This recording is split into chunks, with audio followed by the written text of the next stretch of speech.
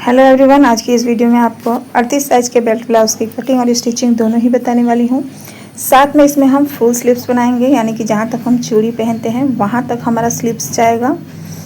और इसकी कटिंग और स्टिचिंग दोनों ही इस वीडियो में आप सभी के साथ शेयर करने वाली हूँ। तो प्लीज़ वीडियो में लास्ट तक बने रहिएगा। वीडियो पसंद आए तो एक लाइक कीजिएगा, अपने फैमिली और फ्रेंड के साथ शेयर ज़रूर कीजिएगा। चलिए वीडियो में आगे बढ़ते हैं। Let's get started.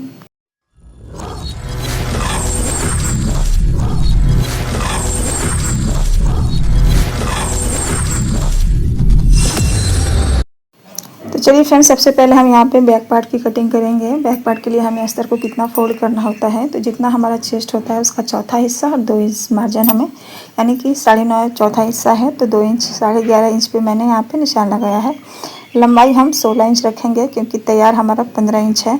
शोल्डर यहाँ पे 5.5 इंच रखेंगे और आर्म होल यहाँ पे हम 6 इंच रखेंगे। और इस तरीके से चेस्ट वाले निशान को हम लंबा लाइन ड्रॉ कर लेंगे इस तरीके से। यहाँ पे देखिए 1/2 इंच हमें डाउन करना होता है, हाफ से थोड़ा कम 2 पॉइंट ही रखेंगे और इस तरीके से हमें यहाँ पे मिलाना होता है। कमर हमारा 32 है, उसका चौथा हिस्सा 8 इंच लेंगे और 1 इंच टक्स के लिए 2 इंच मार्जिन का लेके हमें इन दोनों निशान को आपस में मिला देना है। आर्म होल की गोलाई हम लगाएंगे यहाँ पे आर्म होल जितना हमने रखा है उसका हाफ लेंगे और इस तरीके से जो नीचे वाला हमने निशान लगाया है उसमें जाके हम मिला देंगे। इस तरीके से हमें आर्म होल की गोलाई देनी है। गले पे निशान लगाएंगे 2.25 इंच पे। डीप नेक में हम 2.5 इंच नहीं लेंगे, 2.25 या 2 इंच हम ले सकते हैं। गले की लंबाई यहाँ पे 9.5 इंच है। एक बार मैं नाप में देख लूँगी। जो हमारा ब्लाउज़ का नाप है उसमें हम एक बार देख लेंगे कि शायद 9.5 है या 11.5 है। तो यहाँ पे 9.5 इंच था, तो 9.5 इंच पे मैंने निशान लगा लिया है। नीचे से गले की चौड़ाई यहाँ पे 3.5 इंच 4 इंच कितना भी ले सकते हैं इस तरीके से। और एक बॉक्स बनाएंगे। इस तरीके से बॉक्स बनाने से जो गले का जो गोलाई होता है वो बहुत ही अच्छा आता है, बिल्कुल खड़ा खड़ा सा नहीं दिखता है, बहुत ही अच्छे से शेप आता है गोल गले का। तो इस तरीके से हमें यहाँ पे गले का शेप देना है। सिंपल राउंड नेक हमें यहाँ पे बनाना है और इसके बाद हम इसकी कटिंग कर लेंगे। बस इतना ही हमें यहाँ पे बैक पार्ट का निशान लगाना था। तो देखिए बैक पार्ट की यहाँ पे कटिंग हो चुकी है और मैं बहुत ही आसान तरीका आपको बता रही हूँ फ्रंट पार्ट कटिंग करने का। इससे हमारा अस्तर में कपड़ा भी ज़्यादा बचता है। तो इस तरीके से 1 इंच और हम बढ़ा लेंगे। जितना हमने 11.5 पे फोल्ड किया था, अब 12.5 इंच पे हमें फोल्ड कर लेना है, 1 इंच बढ़ा लेना है। और बैक पार्ट को लेंगे और इसको जस्ट अपोजिट में हमें इस तरीके से रखना है और आगे आई हुक के लिए आधा इंच का मार्जिन छोड़ते हुए हमें रखना है और चारों तरफ से हमें एज इट इज़ मार्क कर लेना है। यहाँ पे आर्म होल में हमें 1/2 इंच की गहराई और कर देनी है फ्रंट पार्ट के लिए। तो यहाँ पे मैंने 1/2 इंच की गहराई कर दी है।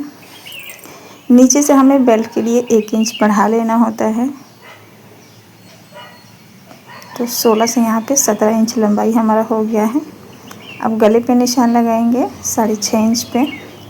नीचे से चौड़ाई 4 इंच रखेंगे गले की और ऊपर से हमें 2.5 इंच लेना है। फ्रंट पार्ट है तो आगे का 2.5 और पीछे का 2.25 इंच मिलकर बहुत ही अच्छा हमारा गले का शेप बनता है और कंधा भी नहीं गिरता है। इस तरीके से गले की गोलाई दे देंगे और इसकी हमें कटिंग कर लेनी है।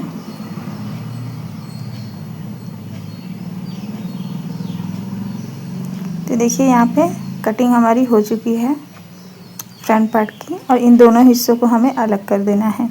इसके बाद बेल्ट की कटिंग करेंगे। तो जितना भी हमारा तैयार ब्लाउज़ है उसमें 1 इंच हमें माइनस करना है। तो 15 में 1 इंच माइनस करेंगे तो 14 इंच आएगा।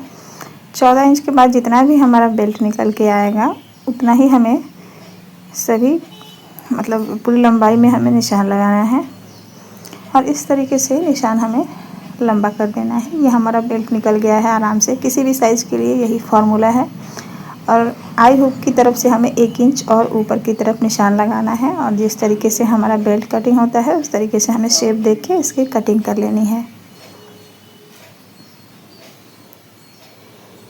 तो ये हमारा बेल्ट भी यहाँ पे कट हो चुका है। दोनों पार्ट की हमने कटिंग कर ली है। अस्तर पे हमें बाजू की कटिंग नहीं करनी है क्योंकि बाजू में हमें अस्तर नहीं लगाना है और इतने अस्तर में होगा भी नहीं क्योंकि फुल स्लीव्स का लेंथ है। और गले की कटिंग हम बैक पार्ट की यहाँ पे कर लेते हैं अच्छे से, ये हमने उस टाइम नहीं कट किया था। इसके बाद हम अपना मेन कपड़ा लेंगे जो मेन फैब्रिक है, ये वेलवेट का है, इसी पे हमें रखते हुए अच्छे से कटिंग कर लेनी है। सभी पार्ट को इस तरीके से रखते जाएंगे और हमें यहाँ पे कटिंग कर लेनी है। तो यहाँ पे सभी पार्ट की कटिंग हो चुकी है और जितना भी कपड़ा यहाँ पे बचा है उसको मैंने 4 फोल्ड में कर लिया है और लंबाई हम यहाँ पे 23 इंच रखेंगे। जब हमारा ये तैयार हो जाएगा तो कम से कम 21 इंच का यहाँ पे या फिर 22 इंच का बनके तैयार होगा। नीचे से भी हमें फोल्ड करना है और ऊपर से भी हमारा जो बाजू जब हम जॉइंट करेंगे तब हमारा थोड़ा आधा इंच जाएगा। तो 21-22 हमारा यहाँ पे बाजू तैयार होगा। डाउन हम यहाँ पे बाजू की लगाएंगे 4 इंच पे। जितना ही बड़ा आपका स्लीव्स होगा ना उतना ही हमें डाउन लगाना है और इस तरीके से हमें स्लीव्स का शेप देना है। जो इसकी फिटिंग है वो यहाँ पे 4.5 इंच है, उसमें 6.5 इंच पे हमने निशान लगा के इस तरीके से इसको सीधा कर लिया है। बस सिंपल हमारा यहाँ पे बाजू पे निशान लग चुका है। इसके बाद यहाँ पे हम इसकी कटिंग कर लेंगे।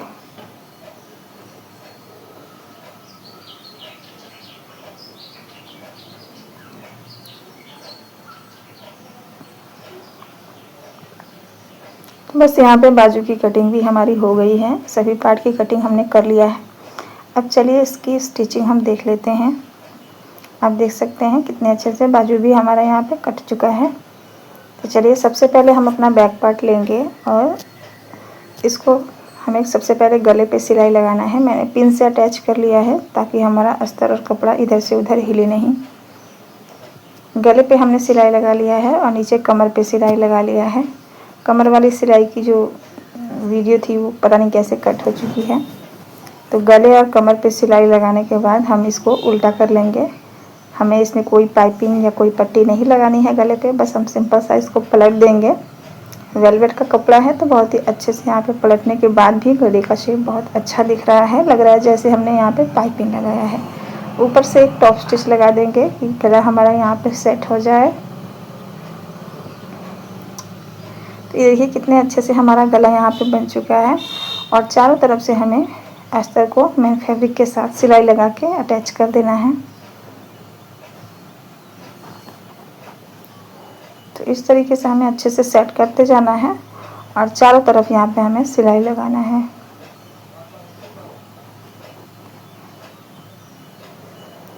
तो ये देखिए यहाँ पे हमने सभी तरफ में सिलाई लगा लिया है और इसके बाद जो भी हमारा एक्स्ट्रा कपड़ा था उसे हमने यहाँ पे कट कर लिया है। इस तरीके से एक्स्ट्रा कपड़ा हमें कट करके हटा देना है। साथ ही साथ इससे फिनिशिंग बहुत अच्छी आती है ब्लाउज़ में। जो भी एक्स्ट्रा कपड़ा हो हमें तुरंत का तुरंत कट करके हटा देना चाहिए। तो देखिए बहुत ही अच्छे से हमारा बैक पार्ट यहाँ पे तैयार हुआ है। अब यहाँ पे हम जो टक्स लगाएंगे पीछे का उसका निशान लेते हैं। तो 2 इंच मार्जिन का यहाँ पे छोड़ देंगे और जितना बच रहा है उसको हम इसका सेंटर निकाल लेंगे और ऊपर से हमें 4.5 या 5 इंच का लंबाई रखना है टक्स का। ये बहुत ही आसान तरीका है, सिंपल फार्मूला है। पीछे का टक्स लगाना जो होता है इसी तरीके से लगाते हैं। उसी के हिसाब से मैंने दूसरी साइड में भी निशान लगा लिया है और इस टक्स की हमें यहाँ पे सिलाई लगा देनी है। कम से कम यहाँ पे हाफ इंच की मतलब हाफ इंच का मार्जिन लेके सिलाई लगाना होता है। इससे हमारा जो पीछे का पार्ट होता है वो हमारी बॉडी से अलग नहीं होता है, बिल्कुल चिपका हुआ रहता है कमर हमारा। अगर यहाँ पे कम सिलाई लगा देते हैं, हाफ इंच से कम ही, तो पहनने के बाद हमारा बैक पार्ट थोड़ा उठा हुआ दिखता है बॉडी से, तो वो अच्छा नहीं लगता है। देखिए बैक पार्ट हमारा बिल्कुल कट बन के तैयार हो गया है। अब हम अपना फ्रंट पार्ट लेंगे और उसे भी हमें गले पे सिलाई लगा के पलट देना है। कहीं भी हम गले की पट्टी या पाइपिंग नहीं लगाएंगे। इस तरीके से हमें अस्तर को सीधे तरफ में रखते हुए कपड़े के और सिलाई लगाना है। गले पे सिलाई लगा के हम पलट देंगे। इसके बाद ही हमें चारों तरफ से सिलाई लगाना होता है। तो इस तरीके से गले पे छोटे छोटे हमें कट्स लगा के पलट लेने हैं। पलटने के बाद गले पे भी एक और सिलाई लगा देना है।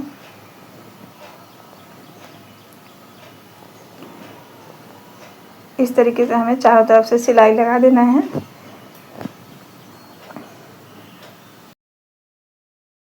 इसके बाद इसमें भी जो एक्स्ट्रा कपड़ा हमें दिखाई दे रहा है उसे भी हमें कट करके हटा देना है। देखिए चारों तरफ से मैंने सिलाई लगा दिया है और साथ ही साथ एक्स्ट्रा कपड़ा हमें कट करके यहाँ पे हटा देना है। यहाँ पे मैंने सभी कपड़े को यहाँ पे कट करके हटा दिया है। अब बेल्ट वाला पार्ट लेंगे और इसको भी ऊपर से रखेंगे सीधी साइड से और एक्स्ट्रा कपड़ा कट करते हुए बेल्ट की तरफ से और पलटते हुए हमें सीधी से सिलाई लगा देना है। यहाँ पे चारों तरफ से इसमें भी हमें यहाँ पे सिलाई लगा देना है। यहाँ पे भी हम कमर पे पट्टी नहीं लगाएंगे क्योंकि वेलवेट का कपड़ा है, थोड़ा मोटा है, इसमें पट्टी लगाने की कोई ज़रूरत नहीं है। तो फ्रेंड्स इसी तरीके से हमें दोनों तरफ के पार्ट को सिल के तैयार कर लेना है। अब हमें टक्स का निशान लगाना है। तो आई हुक की पट्टी की तरफ हम इसका सेंटर निकाल लेंगे और इसकी लंबाई हम 3 इंच रखेंगे। इसी के हिसाब से हमें बेल्ट वाले पे निशान लगाना है जिधर हम बेल्ट ज्वाइंट करते हैं। तो यहाँ पे 1.5 इंच से 2 इंच की दूरी रहनी चाहिए टक्स से और इन्हीं दोनों के हिसाब से हमें आर्म होल और कमर की साइड का निशान लगाना है। मतलब पूरा फंडा ये है कि जो चारों टक्स है उसकी दूरी 1.5 से 2 इंच की होनी चाहिए, इससे कम या इससे ज़्यादा नहीं होनी चाहिए।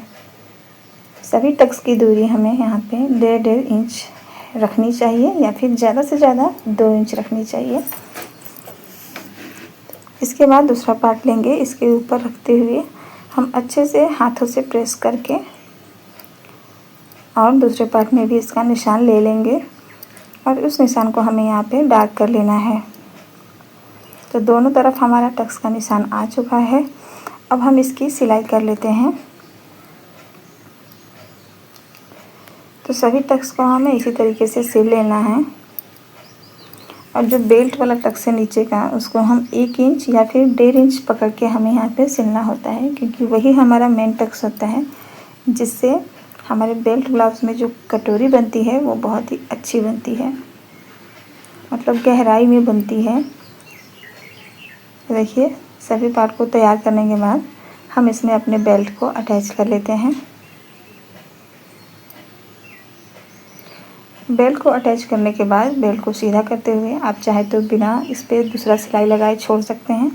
मैं पलटने के बाद भी सीधी साइड से यहाँ पे 2 सिलाई लगाती हूँ।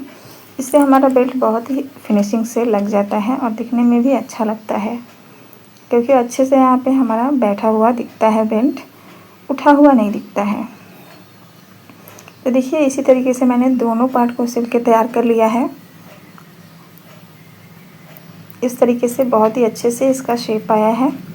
इसके बाद हम आई और हुक की पट्टी इसमें लगा लेंगे। तो हुक की पट्टी के लिए मैंने यहाँ पे अस्तर का कपड़ा लिया है और इसको इस तरीके से मैंने लगा दिया है।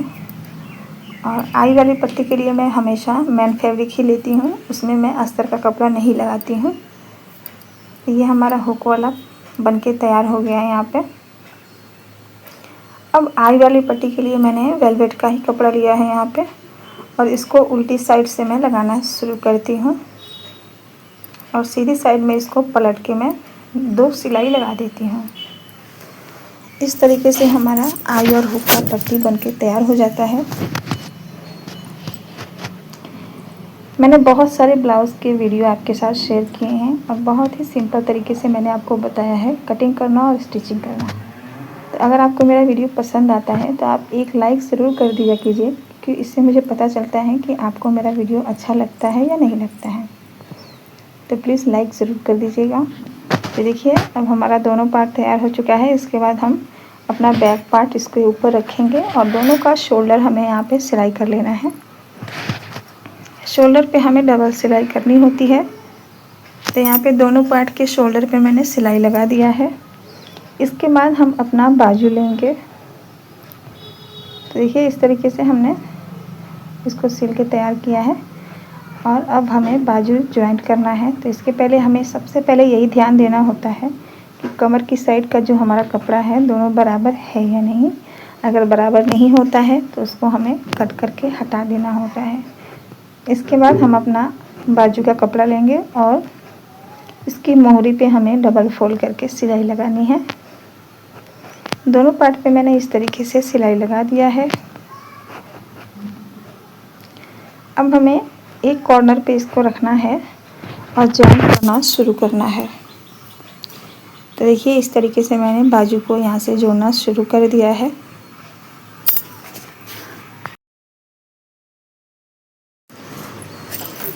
तो देखिए यहाँ पे मैंने बाजू को लगभग यहाँ पे जोड़ लिया है। इसके बाद इस पे हमें डबल सिलाई लगा देनी है। डबल सिलाई लगाने के बाद इसी तरीके से हमें अपना दूसरा बाजू भी जोड़ लेना है।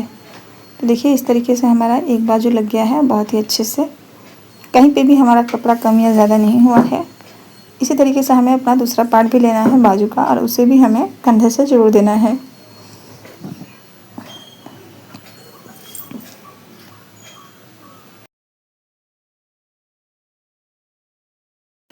इसकी सिलाई लगाने के बाद इसमें भी हमें डबल सिलाई लगाना होता है।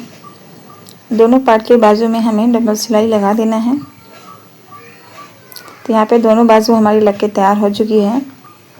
तो यहाँ पे देखिए हमें फिटिंग की सिलाई अब लगानी है। तो इससे पहले हम यहाँ पे एक सिलाई हम किनारे पे लगाएंगे।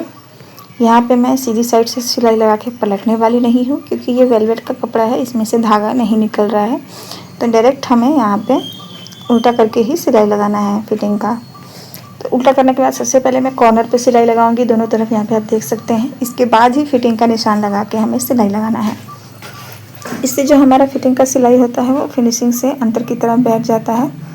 तो इस तरीके से मैंने कॉर्नर पे सिलाई लगाने के बाद अब हमें यहाँ पे कमर का निशान लगाना है 8 इंच पे। चेस्ट का निशान लगाना है 9.5 इंच पे। दोनों तरफ हमें निशान लगाते जाना है एक ही साथ। और बाजू की जो फिटिंग है यहाँ पे हमें 4.5 इंच का निशान लगाना है। और इन सभी निशानों को हमें एक दूसरे के साथ मिला देना है। तो यहाँ पे देखिए मैं सिलाई करना स्टार्ट कर रही हूँ। तो इस तरीके से हमें सिलाई फिटिंग की लगा लेनी है। यहाँ पे भी आप 2 सिलाई लगा दीजिए 1/2 इंच की दूरी पे। अंदर की तरफ एक और सिलाई लगा देंगे। एक साइड की फिटिंग हमारी यहाँ पे हो चुकी है। अब इसी तरीके से हम दूसरे साइड की फिटिंग भी लगा लेते हैं और यहाँ भी हम डबल सिलाई लगा देंगे। तो देखिए हमारा ब्लाउज़ यहाँ पे बनके बिल्कुल तैयार हो चुका है। आपको ये वीडियो कैसा लगा प्लीज़ कमेंट सेक्शन में ज़रूर बताइएगा, और पसंद आए तो एक लाइक कीजिएगा, अपने फैमिली और फ्रेंड के साथ शेयर ज़रूर कीजिएगा। और इसके बाद हम यहाँ पे डोरी सिल के तैयार कर लेंगे बैक के लिए। देखिए बहुत ही अच्छे से यहाँ पे हमारा ब्लाउज़ बनके तैयार हो गया है।